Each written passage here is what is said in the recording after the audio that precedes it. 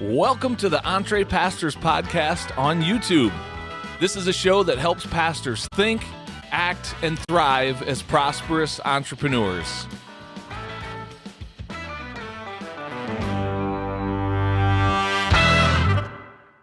Well, hello there, and welcome to the Entre Pastors Podcast on YouTube. My name's John Sanders. I'm one of the co-hosts of the show, and we're really excited about today's interview that myself and my co-host Les Hughes had recently with someone who has really become a good friend of our platform and everything that we're doing here at Entre Pastors. This guy's name is Ryan Reger. He's actually a returning guest to the podcast, and we're titling this episode, Leveraging Business for the Sake of the Gospel. And Ryan is doing exactly that. He's not a pastor, but he has a pastor's heart, and he really has a heart to see other believers thrive financially and build out multiple streams of revenue. And he is utilizing different business platforms of his own to help spread the word of God around the world. And so we talk about a few things in this interview. We talk about his business where he is connecting talented virtual assistants or VAs to pastors to help them really advance the kingdom work that they're doing by taking some of that administrative stuff off their plate, as well as a brand new podcast network that he is putting together called the Kerusso Podcast Network. And so there's a lot more we discuss in our time together. I know you're going to be blessed by this. Ryan is an awesome guy and a great friend of our show. So without any further ado, check out this interview we did with Ryan Reger. Here we go.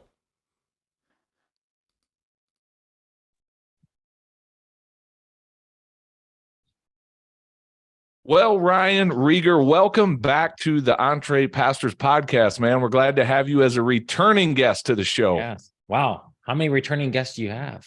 I honestly think you're our second one. Wow. That's right. What an honor. Yeah. So cool. You are in rare air, my friend. So that's right.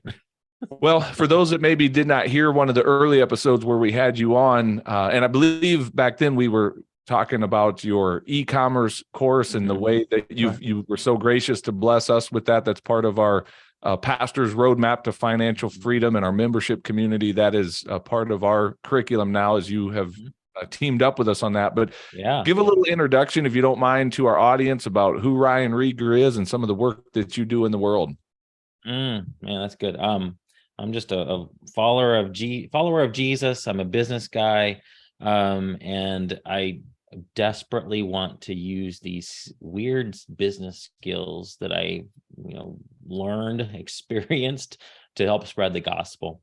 The Lord told me a few years ago that he was going to help me. I was going to be used with my business skills to help pastors, missionaries, and people, get the message out. I feel like the church is behind in some of these internet skills. You guys are business owners. You guys do internet marketing, and that most ministries aren't doing all the things that you and I, three of us, do in our own business, like simple stuff to grow their audience. And I feel like there's a lot of things that we on this call can offer to ministries, and I want to do that so bad. I feel like that there's just a world that needs Jesus, and I want to help them. I want to come alongside ministries that are out preaching the good news and help them get that message out to a wider audience. Yeah. Well, you are totally our people, man. For those reasons, you have a huge heart for the church and for the gospel, which obviously resonates with hopefully most of the people in our audience. I hope most of the pastors listening to this care about those things too. And also you do have much business skill and acumen, and that's really the intersection of our message. It's ministry, it's in the marketplace. And for all those reasons, I'm just grateful to know you and have you back as a guest on the show. Quick summary, if you don't mind, just kind of walk us through your, more recent years, your work that you've done in online sales for yourself and then helping others learn that. And then we'll move on to some of the new stuff that you're up to that I'm excited to share. It always pivots, doesn't it? Like, I feel like it's hard to talk to anybody and that they've done the same thing for 20 years in this space. It's always changing, ever evolving. So we started selling furniture on Craigslist back in 2008 when I moved from Indiana down here to Texas. And then we grew that nationwide. We were shipping furniture all over the country. Then I got into Amazon and eBay, and then started selling smaller things on Amazon using their Fulfillment by Amazon program. And that was thank God I haven't had a real job since 2008. So once I moved here, it just was like all on my own. But me and my wife and Jesus, but he blessed it. And then I wrote my first book about wholesale sourcing in, I think, 2013. And that opened up the door to like the realization that, wow, somebody would actually pay me for this information I have in my head. Like, well, that's amazing. That I was totally interested in that. So I went heavy in that and was still selling on Amazon, and we still do, but really focus on the teaching and the training. I love helping people. So my heart for other people gave me an avenue to help people through my e-commerce knowledge. And so in December of 2016, I started a group called the Legends Group, which is an Amazon focused group where we teach people how to make money specifically on Amazon, and other avenues as well. We kind of changed the name to Business Building Legends because it's gotten a little bit more broad. But we've been doing that for 6 years, and that's a membership community like your guys' Entree Pastors community, where people pay monthly to be a part of it. And there's ongoing training and support and an awesome community. And so I've been doing that. And then, so up until now, and then we'll have a VA service. So as a spring out of the VA, out of the Legends group, we just saw the needs of the people in there, and just people are asking for help finding profitable products. And they asked if I had a VA that could help them. And so talked to my VA, and we created the legendary VA service out of for the Legends members. And then we help people beyond Amazon too, and as well. But so the two main things that I'm doing right now, the Legends group, really e-commerce related, the Legends group, and then the legendary VA service. And then, but I sense the Lord leading me some other ways, adding on more ministry stuff, and we can talk about that too. Yeah. Well, again, man, you're the quintessential entrepreneur, right? Like that's just part of who you are, and that's what resonates with me. Entrepreneurs, we build stuff, we create stuff that didn't exist yesterday. We see the need for it, and we create it, and then once it's up and going, we go create more new stuff. And so we're going to zero in on a couple of these things now. When we booked this conversation with you quite a while ago, we wanted to highlight your VA service. And I want to just pause for a minute, because some of our listeners are hearing us say VA, and they're like, that's where I go to visit some of my church guys that served in the military and hospitals. VA you speak of. Yeah. So what is a VA? Because it's still a relatively new concept to some, and especially for those that may be a little bit behind in the online space, they may not know that term. So what are we talking about? A VA stands for virtual assistant. And I'm sure people are very familiar with the term remote worker, because a lot of people after COVID are now working at home and working for their same companies. So it's essentially just a remote worker that ours specifically, most of them are in the Philippines, which for various reasons, we can go into that if you'd like, but they're virtual assistants that work from home typically and work for people all over the world. I would like to go into that a little bit, because there's a ministry element to that. Again, I see your heart for people and for the kingdom showing through in this. So tell us a little bit more about the people that you have working for you in this VA service. Sure. Yeah. So these are what's awesome about it is it's just a tremendous win-win. So obviously we're creating a job, and it is at such a scale, this pay scale, that like in the Philippines, all of us who are, most of you people that are listening to this, probably from the US, I would imagine, the majority of your listeners are. And so our money just goes way further there. And so most of our VAs make between $4 and $8 per hour, which, good luck trying to get any of us Americans to work for that wage. We just couldn't live. We couldn't feed our families, but they can feed their families on $4 an hour, which is awesome. So it's a great wage for them. It's a blessing to them. They get to work from home. They're especially if they live in the Manila area, imagine Chicago traffic times 30. They tell me that when one of my main VAs, his name is Zach, he used to work at a call center.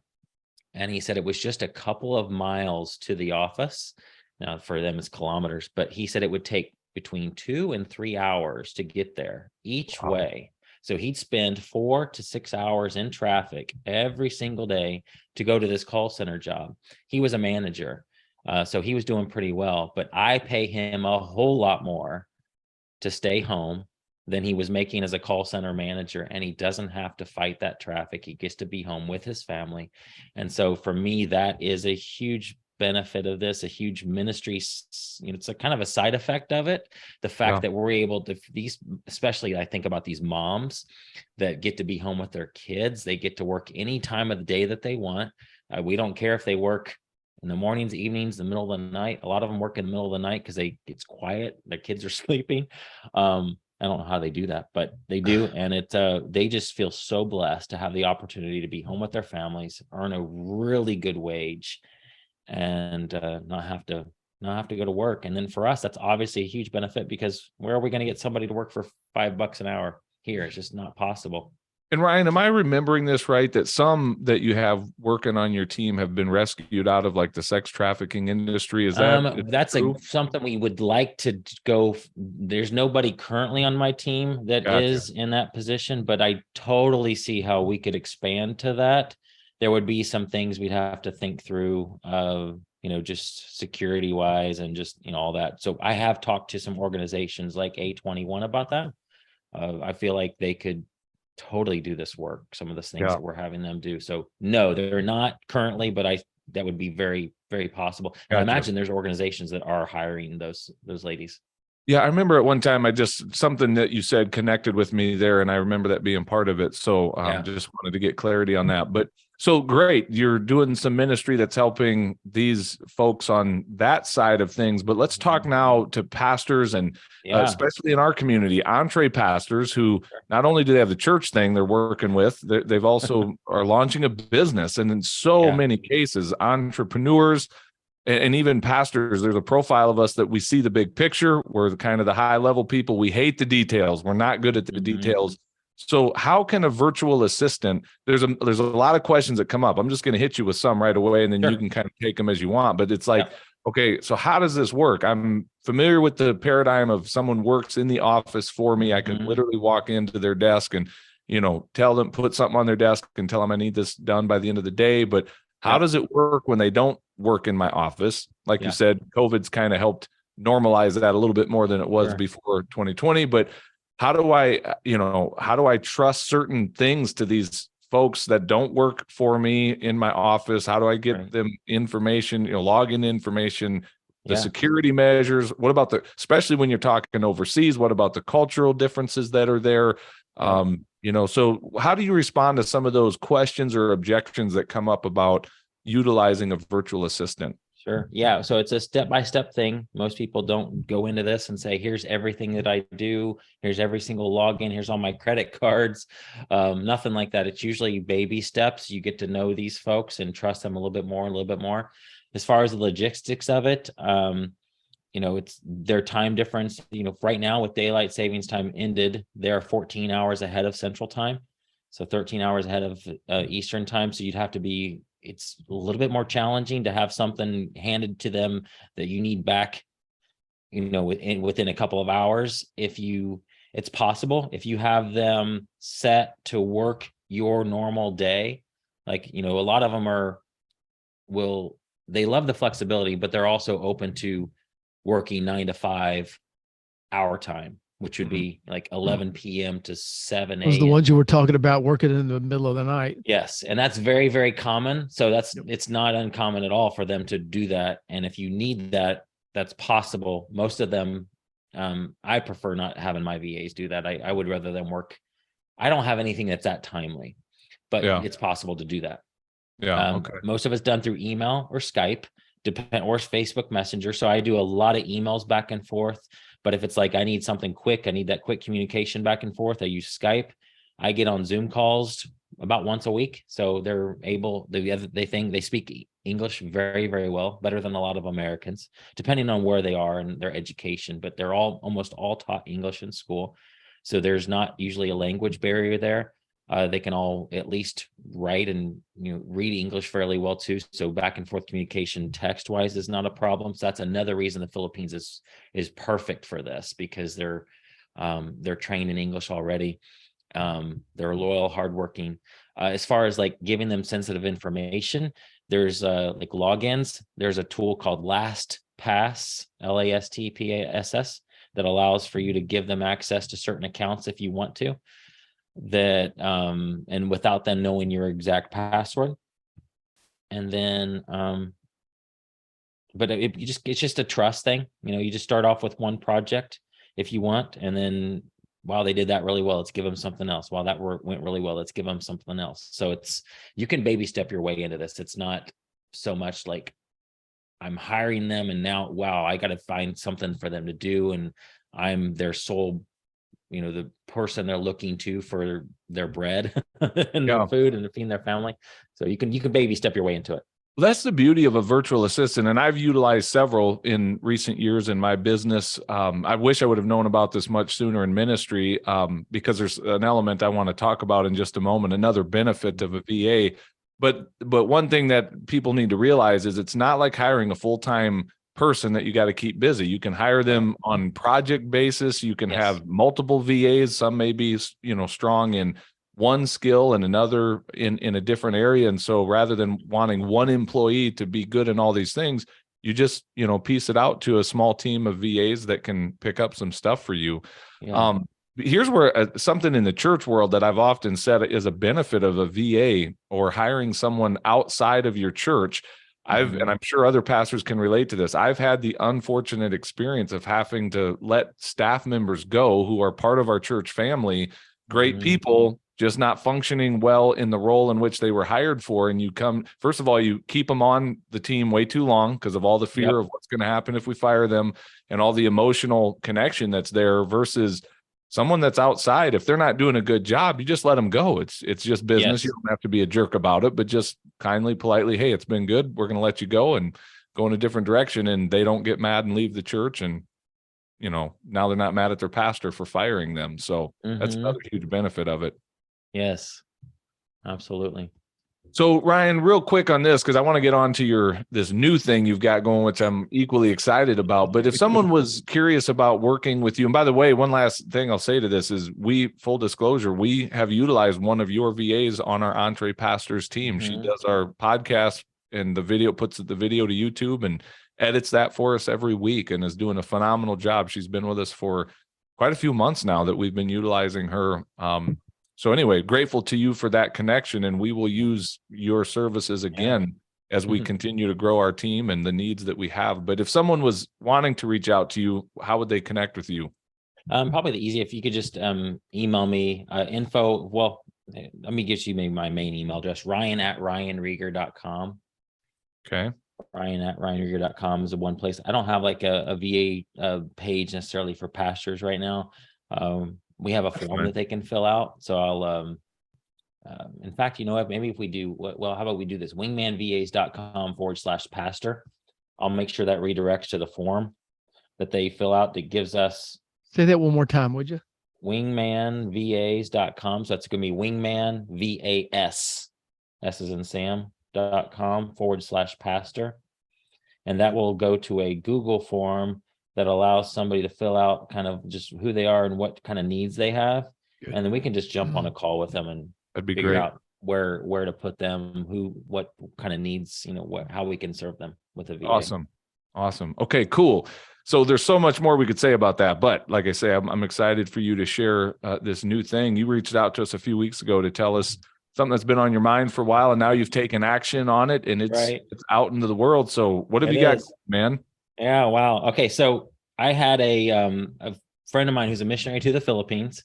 He's going to go back. He's been here since COVID. He's going to go back in a couple of weeks. But he has a podcast, and he is editing the podcast himself, uploading it himself, and he knows he shouldn't be doing that. He emailed me and said that he's actually a part of a podcast network. He was, and said that he was paying $6,000 a year for it. Didn't really feel like he was getting value out of that.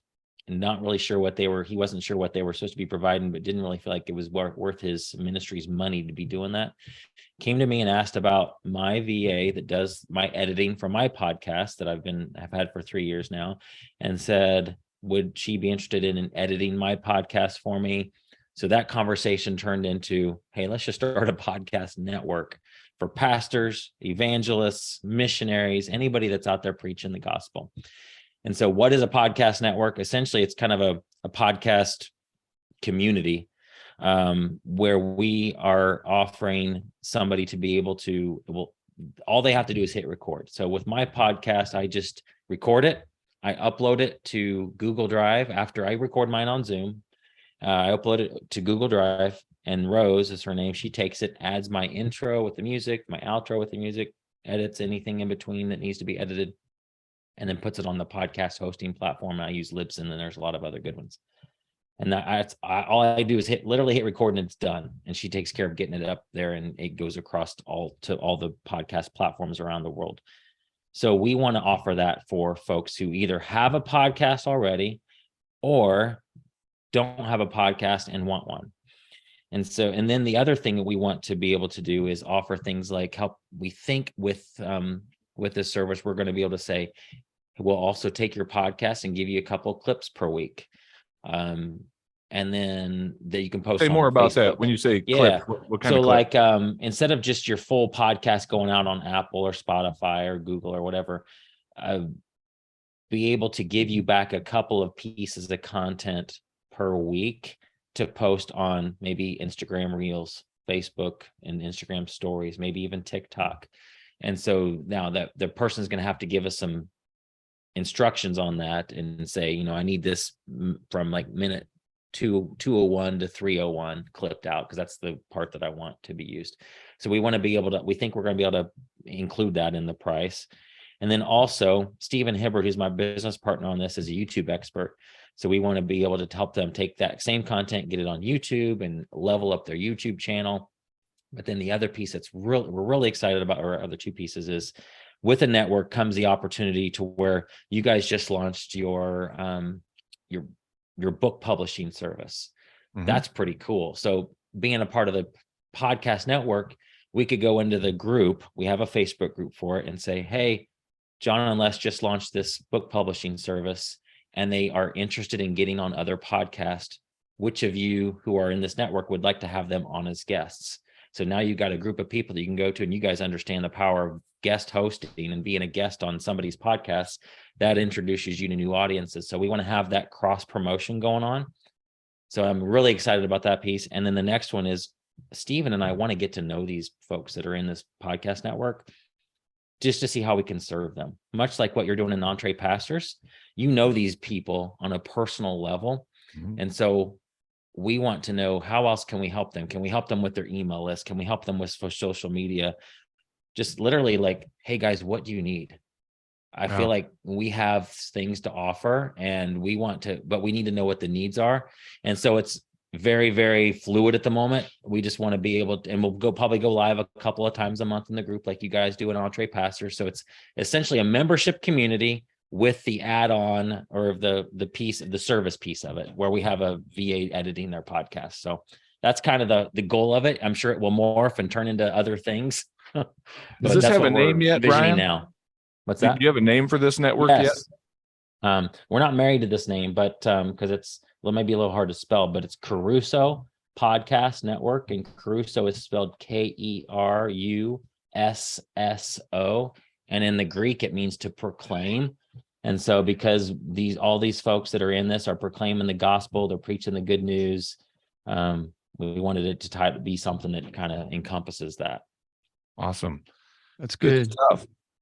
Les, you got any questions? Well, I do, because I think one of the questions that people are going to have is, but what about getting it on all the platforms? Because sometimes I listen to Apple through, iTunes, and sometimes I listen through Spotify, and sometimes, my understanding is that they upload it once into that Google Drive, and then your team really is responsible for getting it out to all of those outlets, correct? Or all those providers, correct? Yeah, that's right. And so what's cool about podcasts is, a lot of people may not realize this, you guys know this because you guys have a podcast, is that if you post it on, I don't want to get too deep in the weeds on this, but essentially you don't have to send it to Apple and to Spotify and to Google and to all the other ones that are out there. There's a bunch of different ones, a bunch of little ones. By using a hosting service like a Libsyn, or I think maybe Podbean, or there's a lot of them. Yep. But Buzzsprout, yes. You post it once to that platform, and it automatically gets updated across all those different players that people listen to around the world. Good.